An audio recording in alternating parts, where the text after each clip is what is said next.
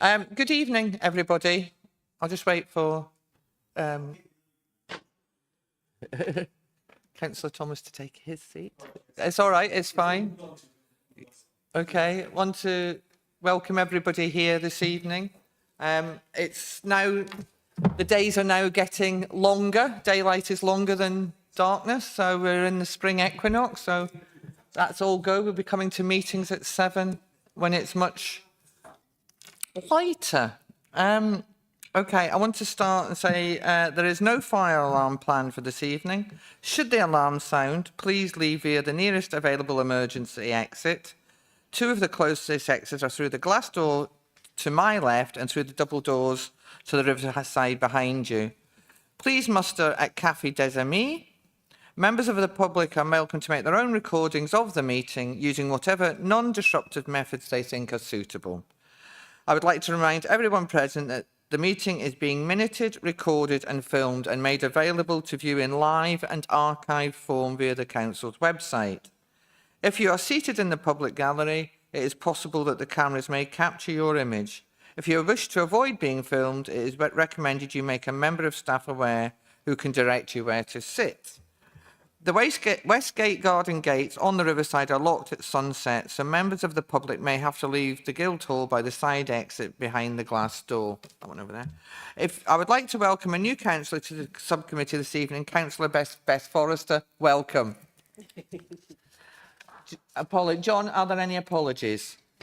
Yes, we have apologies from Councillor Old, Chair. Thank you. Do we have any substitutes, John?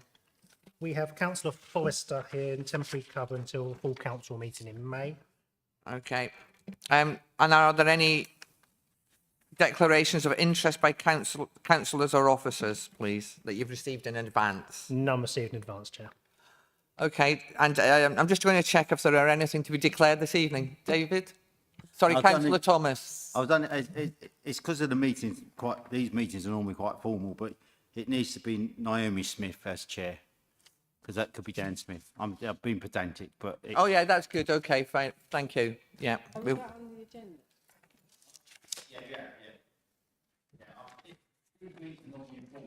Yes. OK. No, Yeah, that's fine. Thank you. Thank you.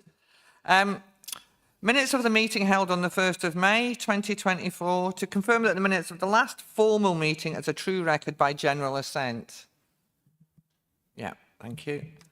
There are public participation. There are no public speakers for the meeting this evening.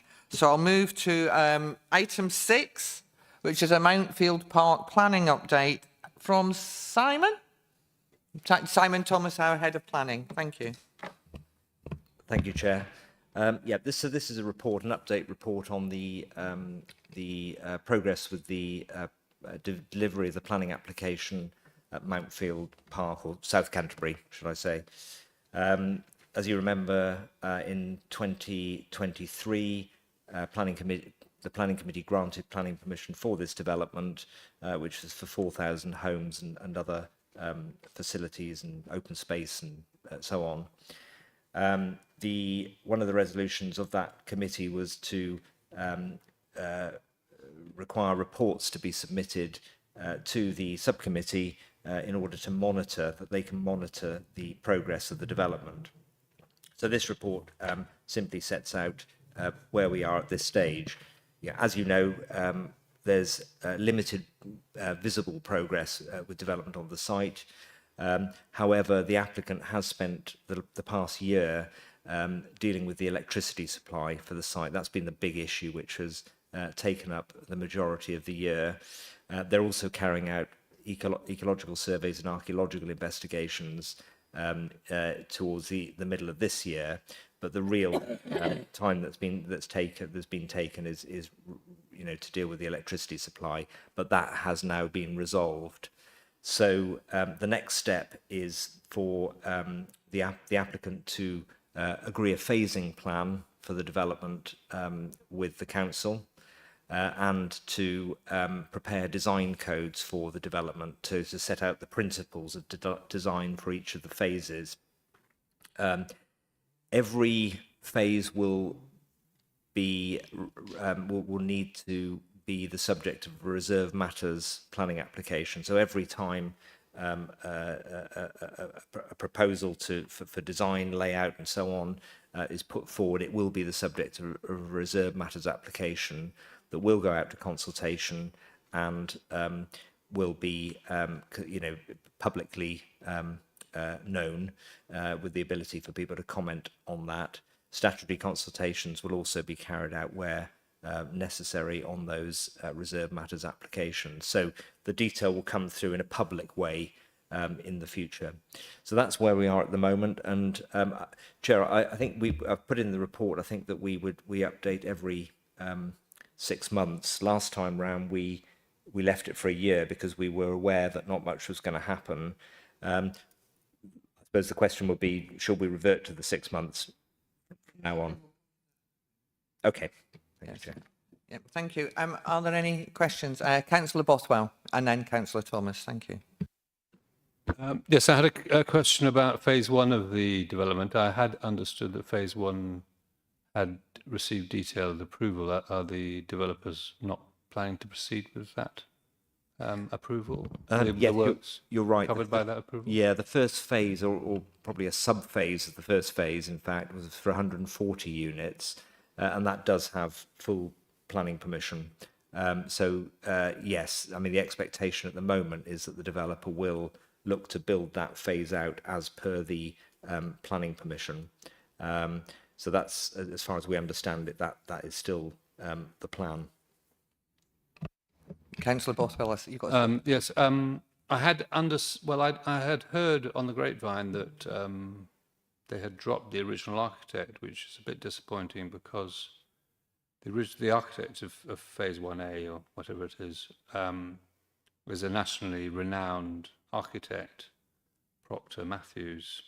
So it would be disappointing if they put in a different design by a different architect in lieu of that scheme, which I thought was of very high quality design. Yes, and it was actually an award-winning design. It did win an award for design. I mean, the design as produced by Proctor Matthews is the one that has planning permission. So if they were to move away from that and change the design in any way, then that would be a new application.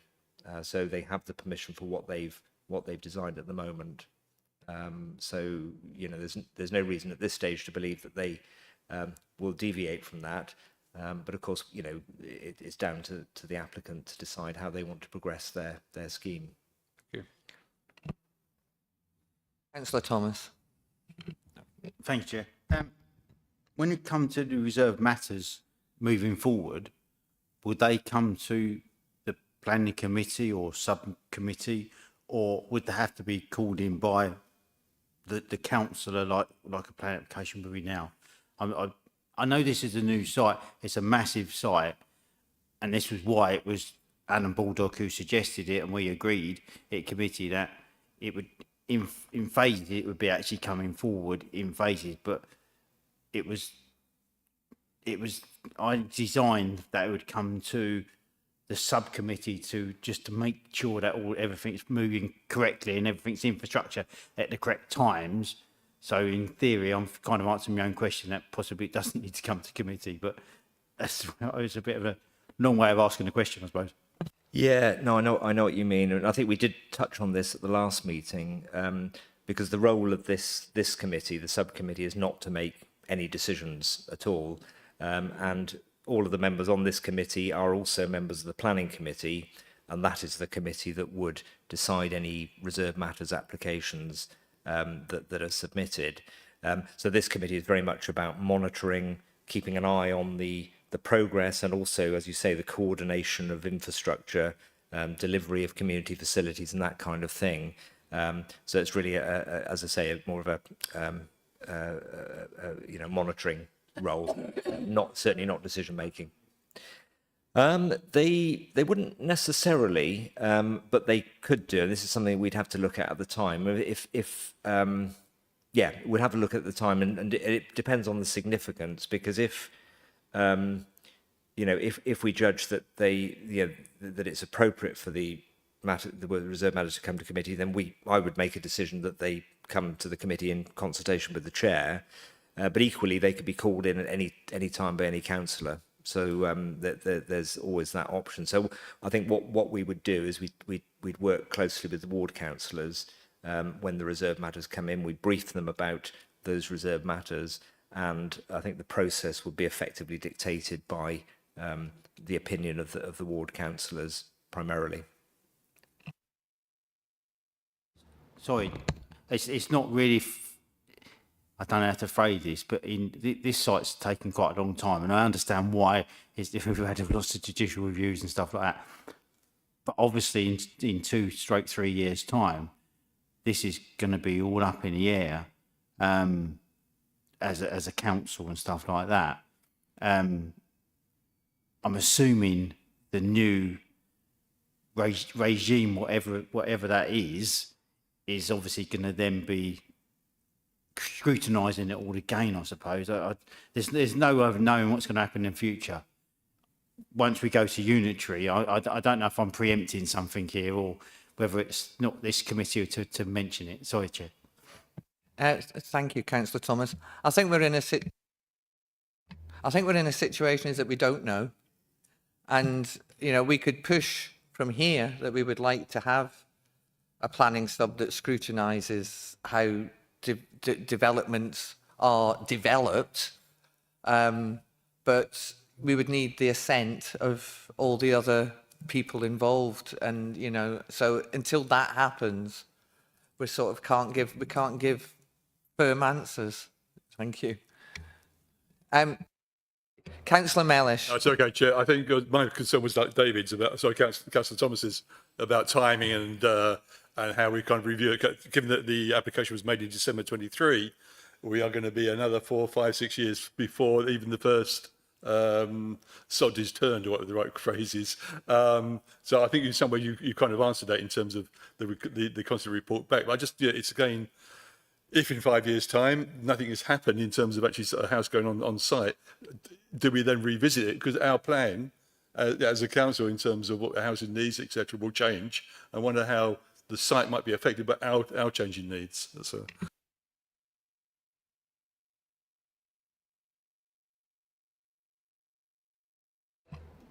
Thank you, Chair. The planning permission is conditional upon the reserve matters being submitted at certain points in time.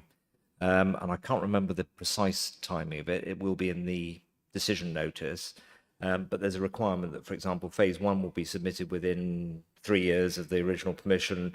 And, I can't remember now, it's maybe about 10 years in total. So there is a kind of time limit in terms of when the reserve matters should be submitted. And that's deliberate in order to encourage the delivery at a particular pace. I just wanted to ask a question as well. So am I correct in thinking that because phase 1 has been through reserve matters and is approved, that they have to start building it within a certain period of time? Yes. And I believe that's 3 years. So phase 1, 3 years.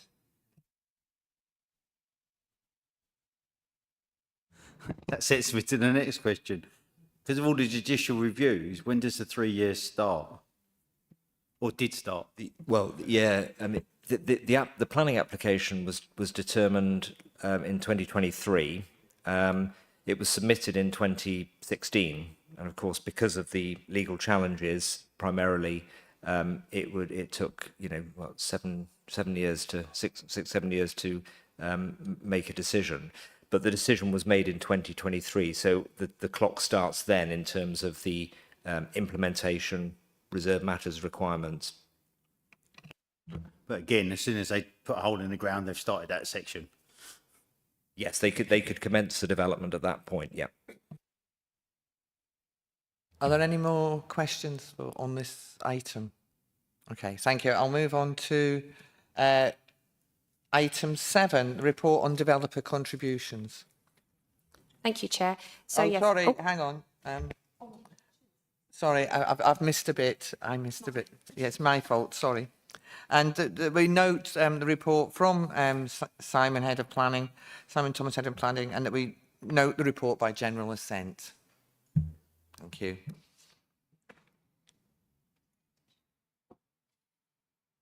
Okay, thank you. And then we're going to report on developer contributions. Okay, thank you, Chair. So the second report is about developer contributions and how we report those contributions publicly. This has come from a notice of motion that was made in October last year, where the question was around the level of transparency in our reporting of developer contributions. A report then was subsequently written to Cabinet, and Cabinet were content with the reporting regime, which is effectively the infrastructure funding statement that we're required to publish annually by the end of December each year. So the Cabinet was happy that that did contain all of the information that the public would quite rightly want to see about developer contribution progress. So that's the money that we've secured through Section 106 agreements, the money that we've allocated to spend, and the money that we've actually spent on using Section 106 of contributions, as well as the income from community infrastructure levy from SIL. So that's what the infrastructure funding statement sets out every year. It's like a sort of a statement of accounts, if you like, as to what's in the pot and what's been spent. But what the Cabinet also did was refer the matter to the planning subcommittee to consider if any changes are needed to the presentation of information in the infrastructure funding statement in order to increase transparency and cogency of the Section 106 allocation spend. We haven't in this report suggested that there might be any changes, but it's open to this subcommittee to consider whether there might be things that could be improved in terms of the transparency of the publication of information. As I say, the Cabinet's view was that it is comprehensive, but they did ask the subcommittee to consider again whether they felt that that was in fact the case, or whether there were any other suggested amendments that we could then take away as officers and review. What the report does is just basically set out the matters that were set out for planning for the Cabinet, and it shows that we have a total of 7.3 million Section 106 contributions in the pot as of March 2024, and that these are broken down into transport of 2.3 million, open space 2.5 million, affordable housing 1.4 million, and air quality of 200,000. These are the funds that we as a district council have in our pot. In addition to that, there will be contributions which will exceed this that Kent County Council have secured through developments in the Canterbury district, and they're primarily highway improvements and education provision. There are also other things like adult social services, libraries, etc., which you're familiar with in committee reports that you've seen.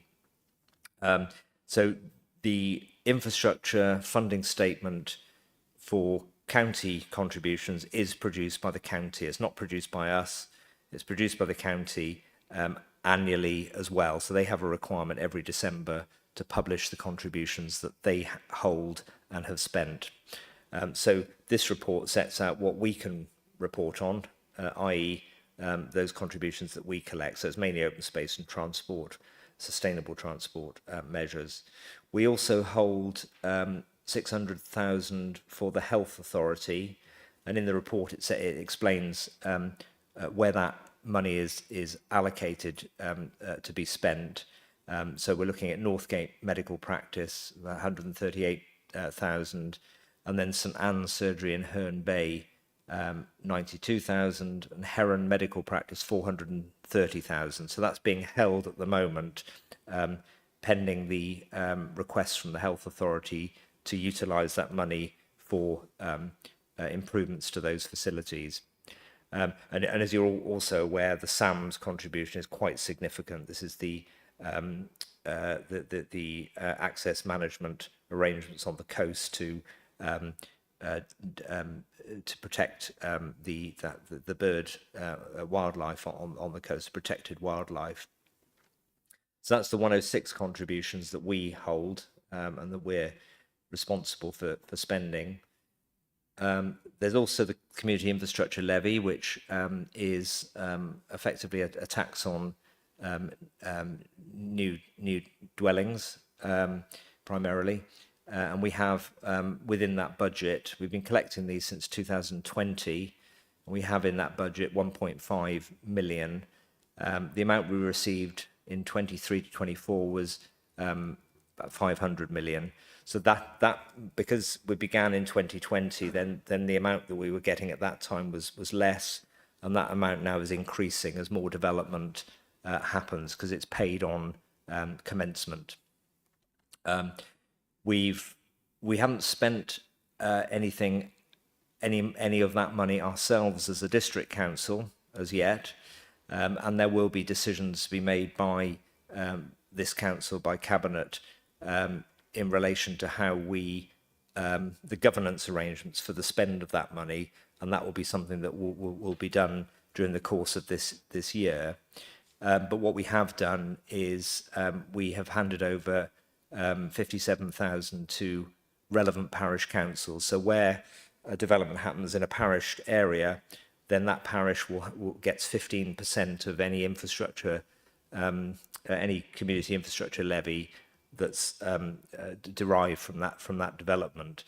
So the total was 57,000 in last year, so 23-24. And that goes directly to the parishes. We pay them every twice a year.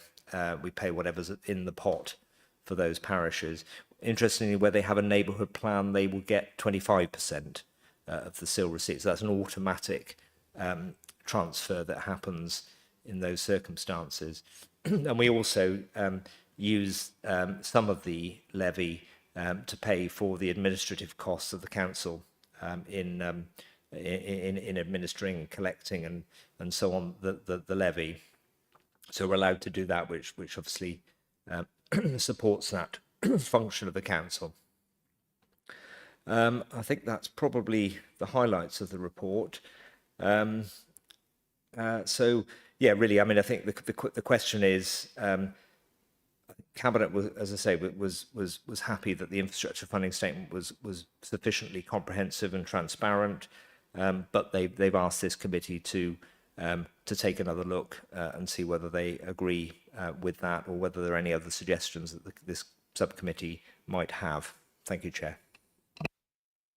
Thank you, Simon. Okay, I've got Councillor Mellish and Councillor Forrester. Thank you, Chair. Mine's more about process. I'm quite happy with the way in which the report is set out.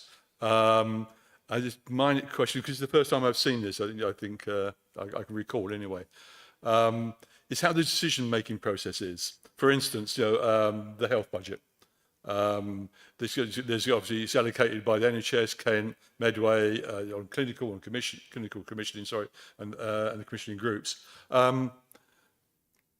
What's the dialogue? I mean, I'm not quite well expressed. What's the dialogue that happens in order for this payments or these transfer of funds to happen?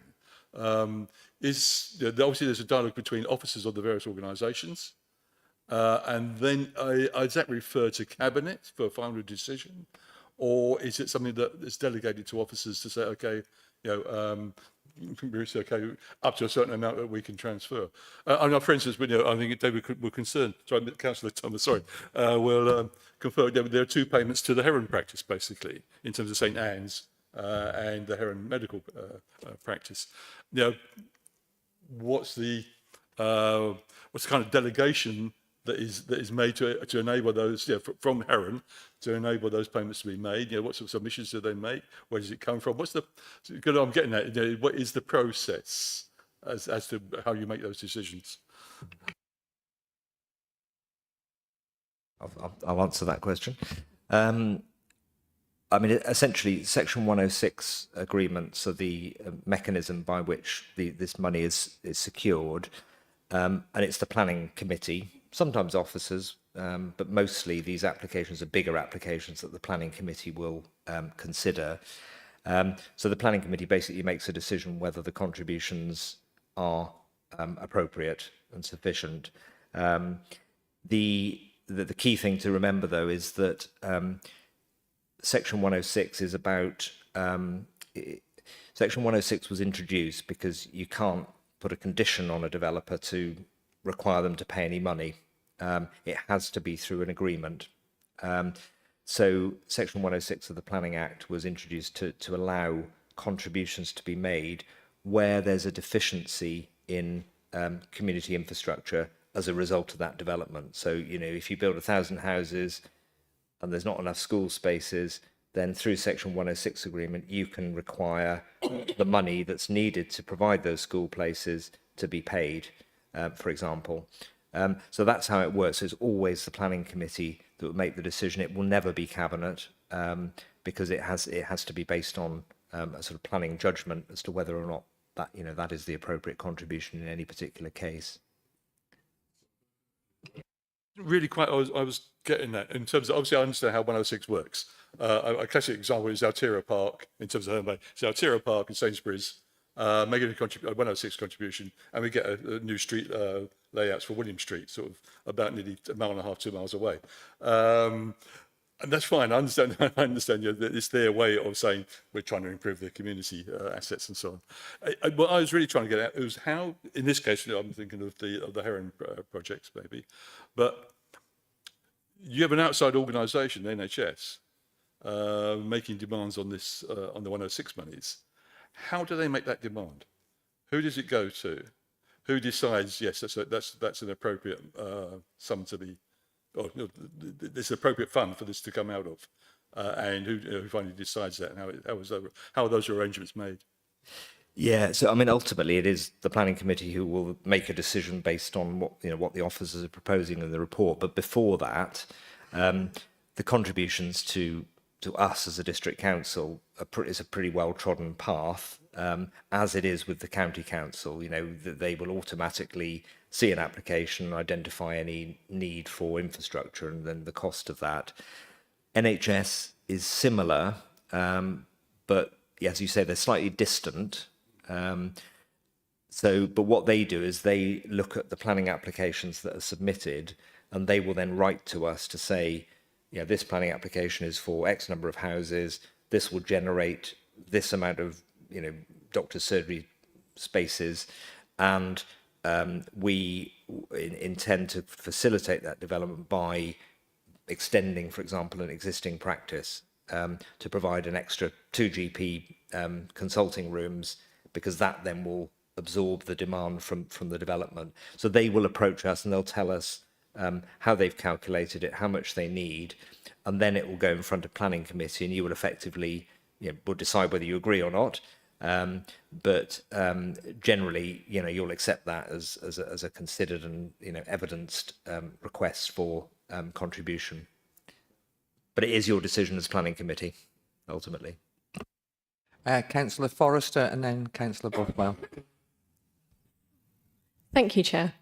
And thank you for making this work at my first meeting. My question is actually about the infrastructure funding agreement. I was pleased to see that in addition to last year's report that's referenced in the papers, all previous years are available on the website as well. And not only are they available, they're very detailed and meeting the statutory requirements, perhaps even going beyond that. What I wondered, however, is how accessible those very detailed, lengthy documents are to residents, and if there was any scope for an executive summary, or perhaps ideally a summary on a page in a pictorial style that residents could look at and understand without having to go through the whole document and understand the planning processes in detail. Thank you. Yeah, that's a really good question, actually, because when we first our first funding statement, we used a bit of software which was really illustrative, and and it was sorry, okay. It was really illustrative. You could use a map, identify where the infrastructure was, and so on. The problem with it is it wasn't accessible to people. To people with who couldn't To see the screen readers and the like. so it wasn't accessible. So we had to go to a slightly more bland version because that was accessible. It's unfortunate, but necessary for us to do. But I think you're right, actually, because essentially what this report does is provide that kind of executive summary, and I've created that from the infrastructure funding statement. So I think there's certainly the scope to put a summary of this type within next year's funding statement, which basically sets the headlines or as a summary rather than people having then to trawl through the whole report to find what they want to find. Councillor Bothwell. Thank you. I had a question about what takes place after this funding is allocated, and wondered whether do officers then supervise or monitor how that money is spent? Do they, for example, Birdwise, how they do you know in detail how they're going to spend that money? Do any officers monitor that the money has been spent on those things that they wanted, for example? Yes. I mean, in terms of Birdwise, there are two schemes. One's the North Kent, one's Thanet and Canterbury. And there's a board, two boards, which is set up in order to administer the spend of that money. So that's fairly well trodden. I think there's councillor representatives. I remember Nick Eden Green used to be the representative, but I can't remember now who is on the North Kent. But there certainly was a councillor representative from here. So yeah, that's fairly well established in terms of the spend arrangements for Birdwise. For the other things, obviously Kent County Council will have their contributions to roads and schools and so on, and we then have the contributions primarily to open space and transportation, so that sort of cycle routes and sustainable transport schemes. But each one of the obligations, so going back to the principles, with Section 106, you can only ask for money if it's for an identified piece of infrastructure that is needed in order to make that development acceptable. So the 106 will generally specify where that money should be spent. And I think in the infrastructure funding statement, towards the end of it, it's quite a long document, but towards the end is a list of the pieces of infrastructure that the contributions are allocated to be spent against. Sometimes there are agreements that are a little bit more flexible, but generally they specify the infrastructure that is needed.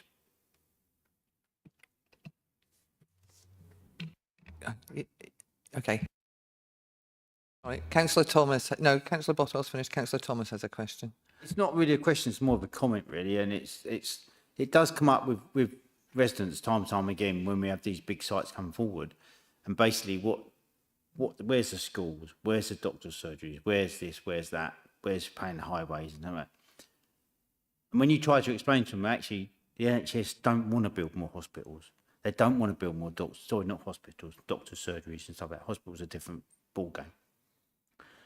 But what they want to do is have that levy of money put towards existing doctor's surgeries to expand, i.e. pay for another doctor to come in and open up surgeries, as Simon Thomas explained. When you explain that to the residents, it's quite good, and it is in the paperwork where the schooling goes, but we're engaged in it because we're councillors, and we're more engaged because we're planning, and we see it come through. So we kind of understand it, and it's trying to break down that barriers to the public. And even when you break down the barrier, without being rude, some of us, they don't really want to know; they just want to moan where the money's gone. But it's it's down to the NHS who want to spend their NHS money. It's down to KCC that how they want to spend it on their roads, and whatever other infrastructure goes through. It is those individual groups how they want to spend that money and accept it. And it looks like it gets lost in the ether, but there is obviously protocols put in to make sure that it gets spent in the right way. But trying to explain to the residents that actually you've got, you know, in Herne Bay, we probably end up with £4,000 extra homes in the last 5-6 years. So but why haven't we built a new doctor's surgery? Well, actually, they want to expand it, and doctor's surgeries are going more online, and it's phone calls, and I hate to hear that, but that's where it's going modern. But there is also the doctor's surgeries that you can go and attend and do it, and in the background is where the money goes, and that's where it doesn't get lost, but it gets spent. Thank you, Chair. Thank you. Thank you, Chair. Yeah, I mean, it's sort of almost an extension of the discussion we had yesterday, isn't it? You know, around other organisations making decisions about, you know, Kent, for example, highways, education, and so on. And it sometimes does get lost. You know, people don't follow it in detail, and they can't see where that money's going. And I suppose, I mean, the infrastructure funding statement is trying to do that, but it's a long document. I suppose through ward councillors, you know, you're going to be aware, and you know, you could always then come to officers and ask for updates as to, you know, spend and so on, particularly, you know, open space and transportation. You know, Richard Moore's team would give you an update as to when they're likely to spend certain money on certain things. So that's probably the most effective way. But the general public, because they're just not on top of it, you know, they've got other things to do in their lives, they're not going to follow that process. But I think it's important that councillors are given the information that they need in order, you know, so whenever you're asked the question, you're able to answer it. Thank you. Anybody else got any more questions? I've got a couple. The money that goes, the SIL money that goes to parish councils, there's two levels, those who have got a neighbourhood plan and those that don't. What is the governance over those funding? Who? It's an interesting question. You know, how? Because what do they spend it on, and who govern? What is the governance of how that money is spent in those parishes? So that's one question. And then the other one is, SAM's money is compulsory. It's not Section 106. Is that correct? Yeah, shall I answer that second one first? First, yeah, please, sorry. The money is received through Section 106 because that's the easiest practical way to do it. But SAM's is not required under Section 106, if you like. It's not legally. SAM's is like the, what do you call it, the nutrient neutrality stuff. It's where, under the habitats regulations, we're not allowed to grant planning permission unless the SAM's payment is secured. And we secure it for convenience through Section 106, but it's not subject to the rules of Section 106, which are that it should be fair and proportionate and necessary for that development. It's an absolute requirement under different legislation. As I understand, because I'm going to actually declare that I used to work for Birdwise North Kent, so I understand how it operates. Because it has a board made up of the different local authorities that it covers, from Gravesend down to Whitstable. Whitstable is the border. Whitstable Harbour is the bit where North Kent stops and Birdwise East Kent starts. I don't understand the governance for Birdwise East Kent. It doesn't seem as closely scrutinised. So I just wonder, do we get reports back from them? And what are the reports? Because there are considerable amounts of money given to both organisations, and I know how effective they can be. I also know how ineffective they can be, because they're there to educate and to stop disturbance to overwintering waders is the main reason, because that's the concern for the coast. And I just wondered if we do get that back, or if it's something that we could start asking for more information on. I think it's something we could certainly ask for more information about. I mean, it's a smaller scheme. It's just the two councils, so it's less. I mean, obviously the North Kent requires a much more organisation and coordination, whereas that one, the East Kent one, doesn't so much. But I think you're right that we should be asking for reports back just for the purposes of transparency. Not because we're concerned about it as such, but because it's just people need to know what's going on. So I will definitely take that back. Then there's my point about the SIL money to parish councils. Yes. Well, actually, parish councils have quite a lot of flexibility in the spend of SIL. They have more than we do, but it still has to be spent on infrastructure, and they have to report back. Well, they have to keep a record of what they're spending it on and report back to us what they've spent that money on. So, but they do have a lot of flexibility. Now, I think probably, I mean, they will be audited. So if they were to spend it on something that isn't infrastructure, then clearly, that's an issue that they would have to deal with. But they do have a lot more flexibility. I think things like affordable housing they can spend it on, whereas we can't spend it on affordable housing. So there's as I say, it's a slightly different rules apply to them. Thank you. I think, is there anything to note on this one now? So just to note the report by general assent. And then we move on to strategic site update. And that's going to be Stevie, who is our planning manager. I knew I had it written down somewhere, sorry. Planning manager. No worries. Okay. Thank you, Chair. So yeah, this part of the report sets out the progress of our 12 strategic sites that are allocated in the adopted local plan, which was adopted back in 2017. So as I said, we've got our 12 sites listed here.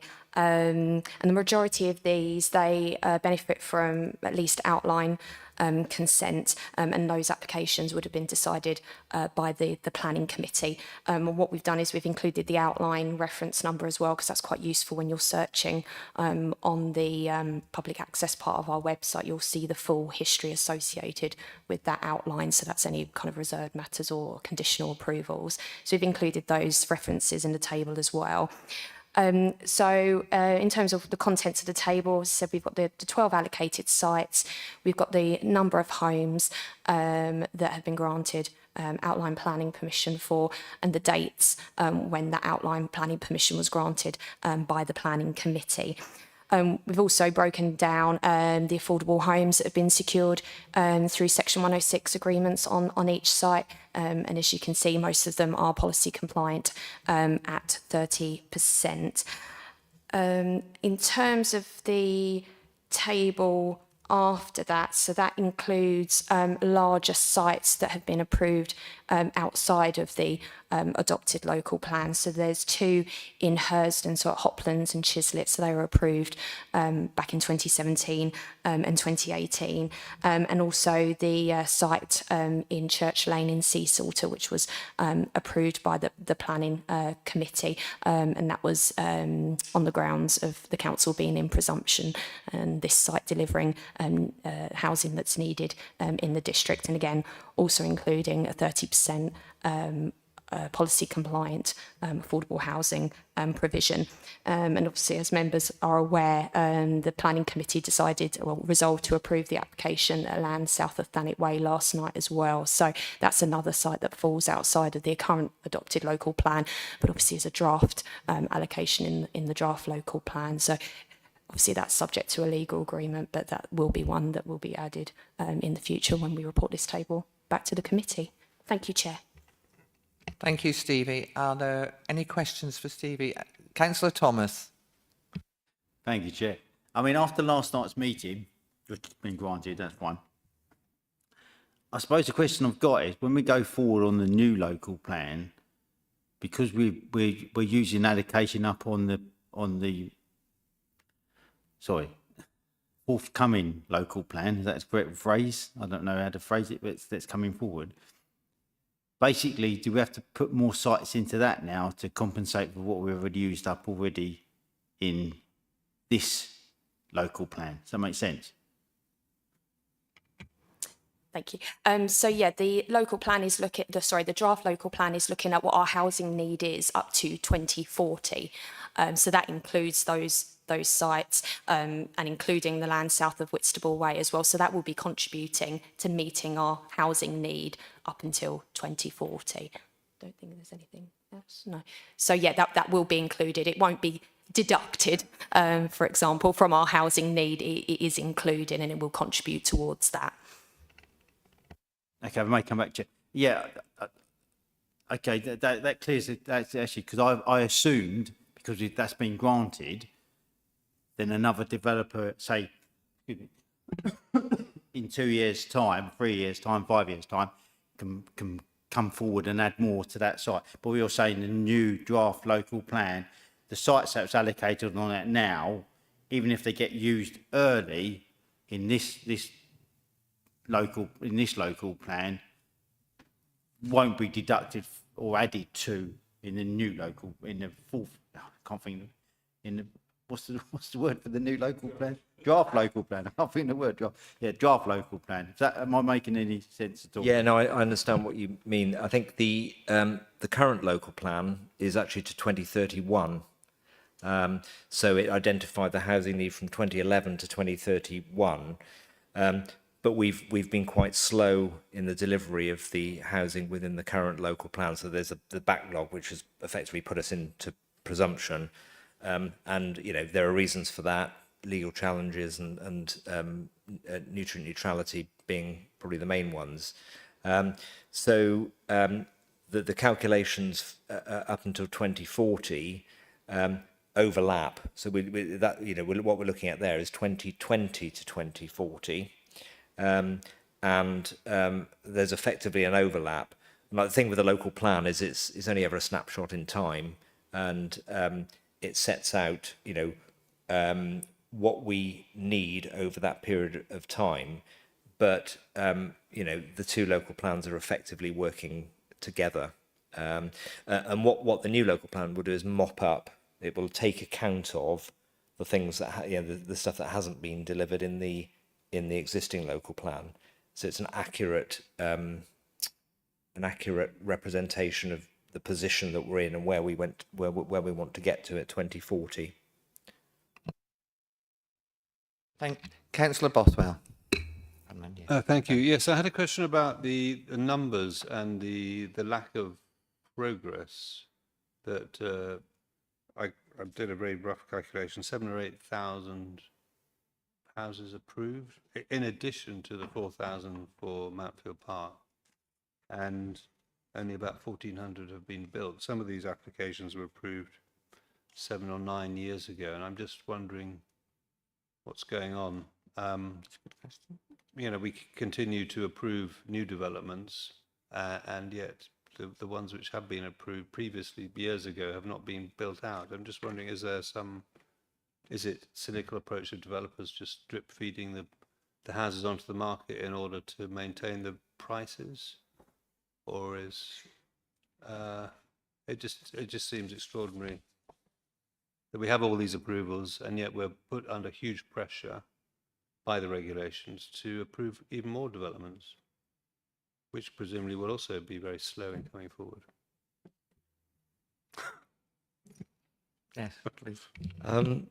Yeah, I mean, there have been, South Canterbury, as we said, it's seven years delay, and that's our biggest site. So that's sort of, nearly 40% of our strategic site allocations. That was delayed significantly. So we have slowed down. Bearing in mind the local plan is to 2031, the delivery here is judged against that timescale. So, it's judged against that timescale for the purposes of monitoring the current plan.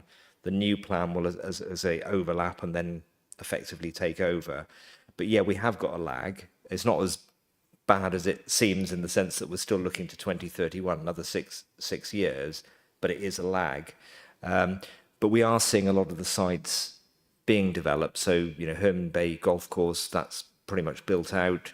We're seeing, you know, development moving at a pace in Herne Bay, on the Herne Bay sites, Green Hill, Hillborough, and Strode Farm.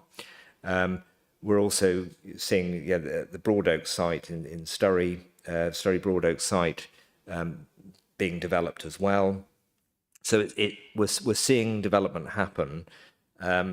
So it is progressing forward. So the figures next year, you know, they should be, if you take that trajectory, they should be, you know, significantly better than you see now.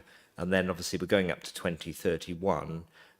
So by that time, you know, we would see, you know, a larger proportion of these sites will have, you know, will have, you know, be progressed significantly or even completed.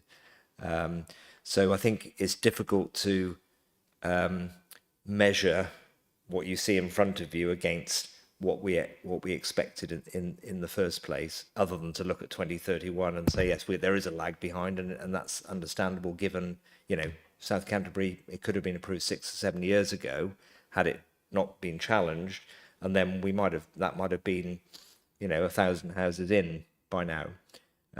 So yes, and I think the consequence of all of that is that we are in a situation now where we're in presumption, and where, you know, we are having to kind of scrabble to get sufficient permissions underway that will deliver in quicker time. And often smaller sites they're easier to deliver. So we do rely on small sites, medium-sized sites, to try and make those numbers up, because the bigger sites, you know, naturally take some time, but when they get going, they move at a greater, you know, a faster pace. Yes, I had a supplementary, which was, do you envisage that 2031 target being met on the current trajectory? I don't think we can meet that in terms of, you know, what we estimated at the outset because of the delays. You know, if you just take 7 years out of South Canterbury, that's 40% of our strategic sites. That's 7 years delayed. So inevitably, we're behind. And of course, the smaller sites that would start making up those numbers have been affected by nutrient neutrality. So we're sort of hit in both respects. Councillor Mellish. Thank you. Fortunately, I wasn't part of the decision-making process at the time because I wasn't elected. But I'm wondering why the Hillborough, the Taylor Wimpey element of the Hillborough development was only 10% in terms of affordable housing. You may not be able to answer me tonight, but you can point me in the direction where I might find the answer. But whereas the smaller contributors, as it were, the Kitewood and A&E estates, are, you know, doing the 30%, whereas Taylor Wimpey seemed to have got away with 10%. I'm not quite sure what the reasoning behind that is. Difficult one to answer. There's a fair bit of background, but it's primarily around a viability case that was made by Taylor Wimpey, and actually the decision itself, I think it was non-determination. It was non-determination appeal. So it was, the decision actually was made by the Secretary of State. So the Secretary of State called the application in. A planning inspector had an inquiry, conducted an inquiry, and the result of that was that the inspector recommended 10% affordable housing because of viability issues that Taylor Wimpey argued. We obviously, you know, spent quite a lot of money on trying to argue back, but ultimately the decision wasn't ours to make because we didn't make a decision, and therefore non-determination occurred, and they appealed against that. And as I say, ultimately, Secretary of State made that decision. Councillor Thomas. Yeah, if I'm correct in what I'm saying, is they also had to pay £2 million towards the Herne Relief Road. Yes, that was a big factor in it as well. And while I'm on that, if I may take a liberty, and I don't know if this is correct meeting, I just wonder if there's is the Herne Relief Road, is that going to be completed before the houses I know there's some houses on there, but not a great deal. I just wondered, it just seems to move moving quite forward. So is it part of their planning application or part of their what Planning am I saying? condition? Correct. Sorry, I lost all my words. Planning condition that it's completed before the houses are kind of built. It just seems it's great because it's moving forward, but I don't know whether there's the ends have been moving forward and there's nothing in the middle. Okay. Yeah, I mean, the Herne Relief Road this is in two parts. It's the Bullockston Road improvements and then the road through the housing site. Bullockston Road improvements, they finished quite a while ago, and it's, you know, that was a positive, with developers contributing to that, including, as you say, Hillborough. The road through the site will be both the bypass road, but also the road into the estate. But there is a requirement that is delivered before the occupation of a certain number of dwellings, which I can't remember off the top of my head how many that was, but there's a trigger within the 106 that says they can't occupy a certain number of dwellings until that link road is brought through. I think at the moment, you know, we would estimate in the next 2 to 3 years that road would be built, but we'd have to, you know, I will brief you on that and give you some more detail shortly. I kind of threw that question at you. Sorry, it is going quite well actually. It's going well. Thank you. I want to pick up on something that Councillor Bothwell mentioned as well, which was the dates of some of these.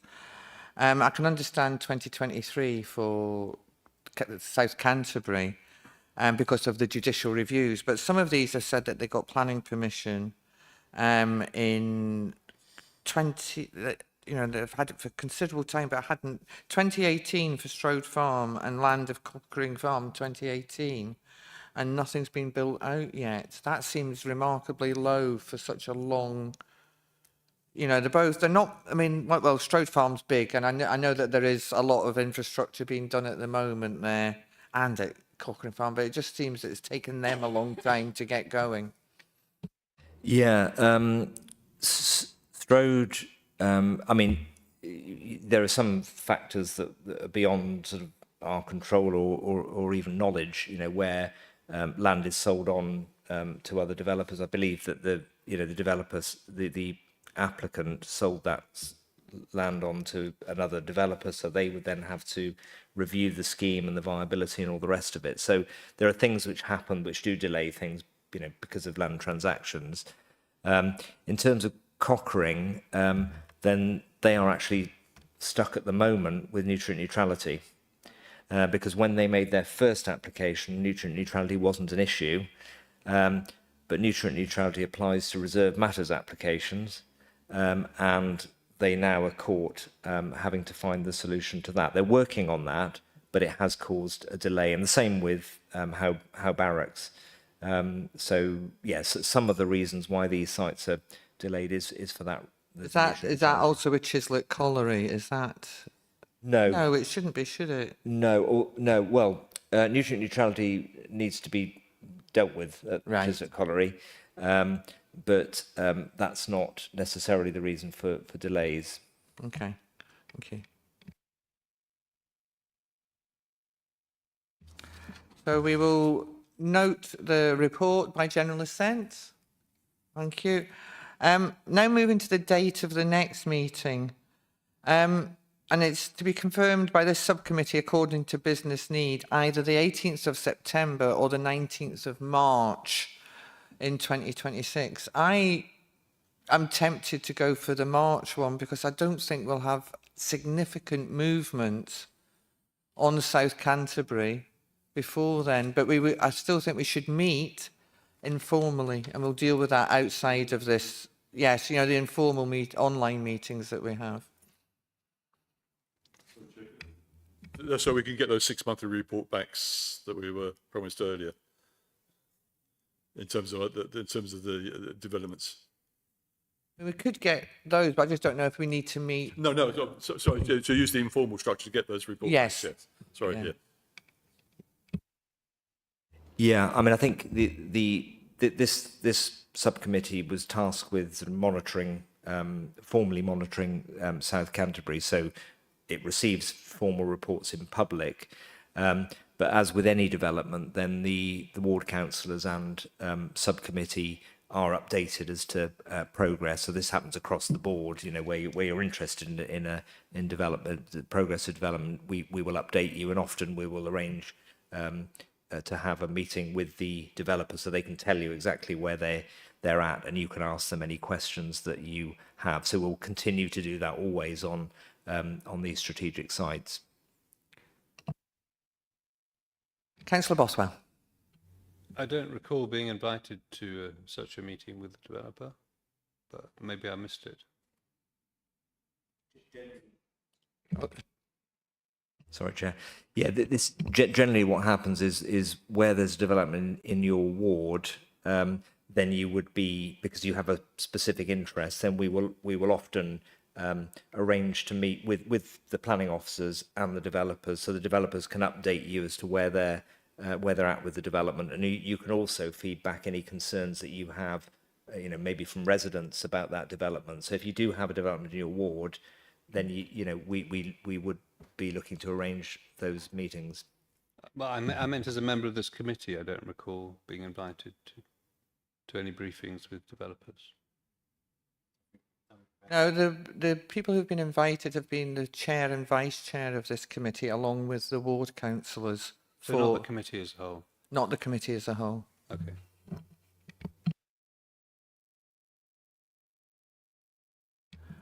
Are we happy to have the next meeting in March? We can do that by general consent. Yes, thank you. That's the formal meeting. Okay, we're now coming up to the exclusion of the press and public. I have to read the statement even though nobody's here. The item 10, periodic report on planning enforcement, is confidential because it involves information which reveals that the authority purposes to give under any enactment a notice under or by virtue of which requirements are imposed on a person, or make an order or direction under any enactment which is exempt information under paragraph 6 of Schedule 12A of the Local Government Act 1972. So I then resolve that under section, I propose that under section 100A, brackets 4 of the Local Government Act 1972, the press and public be excluded from the meeting during the consideration of the following item of business, on the grounds that there will be disclosure of exempt information as defined in Part 1 of Schedule 12A of the Act, or the freedom of information, or both. I seek a seconder. And we can take a vote by show of hands. Thank you. That's unanimous.